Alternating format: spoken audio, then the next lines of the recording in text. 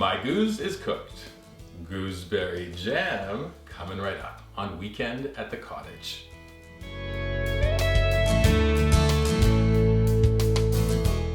Welcome to Weekend at the Cottage. I'm Nick Manojlovic. I've just completed what I now know to be a labor of love. I finished 12 jars of gooseberry jam. I want to walk you through this process. I think this is one of the finest jams I've ever tasted.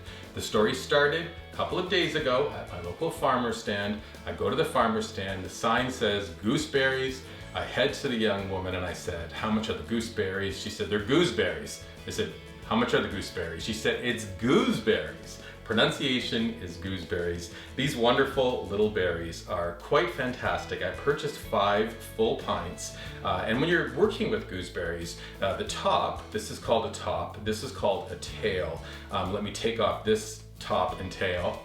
Give it a quick taste. Really unusual flavor. If you've never tried them and you see them in a store, ask the purveyor, can I try one of those? It's kind of like, almost like the flavor of rhubarb, but the texture of underripened grapes. Very hard to describe, but boy, do they ever make a wonderful jam. I purchased the gooseberries, brought them home to the cottage into a very large bowl. You've got to give them a wash, and then you have to do a process called topping and tailing. So the top, where the gooseberry hangs from the bush, we have to top it off. We've got to tail off the bottom. This is very time consuming. It took about 3 hours for me to do, but you were worth it to me. I wanted to make this recipe perfectly. So with a paring knife, trim off the top, flip it. And I kind of like to go right down into that little, the former spot where the flour is. I think that needs to be clean for this recipe.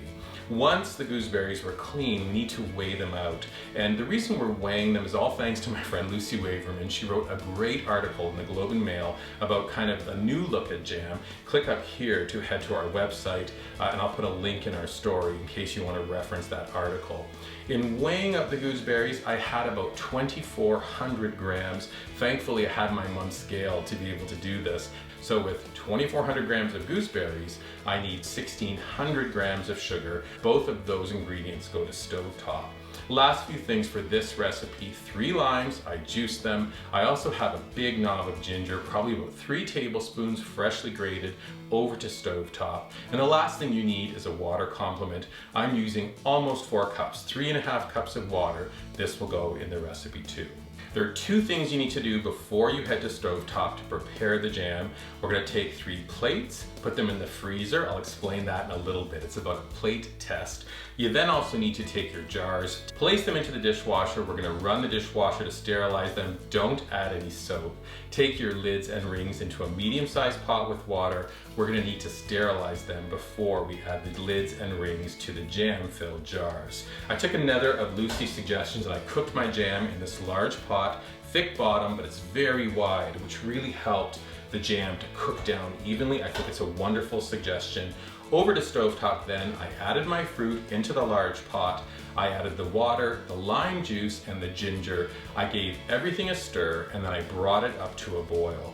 As soon as it came to a boil, I reduced to simmer, and I cooked for about 15 minutes to soften the fruit. Some of the little berries popped while they were in there. It was all quite fantastic. Time now to add the sugar. We have our measured sugar going into the pot, and you need to stir to dissolve it. I brought the heat up to medium for this part of the recipe, about 10 minutes. I'm stirring until the sugar is completely dissolved.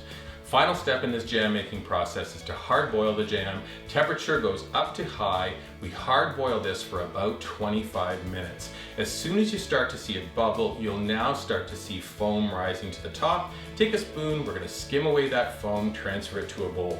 Oh, well, you stir a little bit more. Wait a minute, the foam is coming up again. Take that spoon and skim off a bit more. Stir your jam. Something very fantastic happens here. The color of the jam changes. It goes first pink, then it goes a lovely red, and finally a beautiful burgundy color. At that 25-minute mark, I'm taking a plate, time for a plate test. We're going to place the plate on the work surface, a dollop of the jam, let it sit for 1 or 2 minutes, and then tilt the plate. Ooh, it still looks kind of runny. Put your finger through. It's totally not ready. We're going to cook our jam for an additional 5 minutes.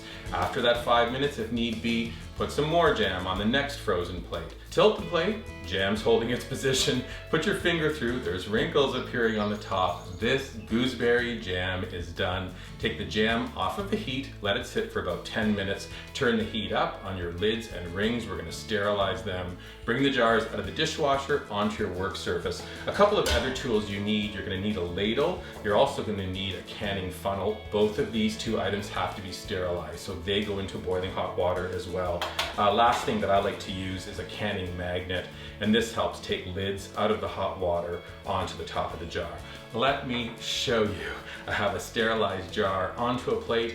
Take your funnel over to the sterilized jar. I then took the ladle, ladling in the jam. How beautiful is this? Take your funnel over to the next sterilized jar. You take your lid, place it on top, add your ring, tighten lightly, place your next jar over onto your second jar. I love how this jam turned out. And as I ladled it into the jar, I could see the color. I love the texture of it. I could see every once in a while an occasional berry floating there, which is fantastic. Once all the jars are filled, transfer them to a cool location. You're waiting to hear that distinctive pop when the jars seal, and then you're good to go. Final thing for me is about presentation. So I took some large craft paper, inverted a Melmac bowl, draw it with a pencil, cut it out into a circle. Once you have all your craft paper circles cut, place it on top of the jar, pull it down nice and tight, a strand of butcher string all the way around, tighten it up, a knot, trim, and you're all set to go. You can hand out these beautiful jars of gooseberry jam to everyone you love. I wish I had enough for all of you out there. I'll tell you something, this gooseberry jam is fantastic. Looking for other fantastic things? Why not head to weekendатthecottage.com. Remember to subscribe to our website while you're there. Look for us on our dedicated YouTube channel, now with over 200 videos for you to reference, try, and enjoy. Finally, keep the conversation going on one or more of your favorite social media platforms, Pinterest, Instagram, Facebook, and Twitter, and a reminder to add hashtag weekend@the-cottage to all of your photos. Thank you so much for hanging out and learning about my new favorite jam, gooseberry jam. Nothing quite like it. Enjoy.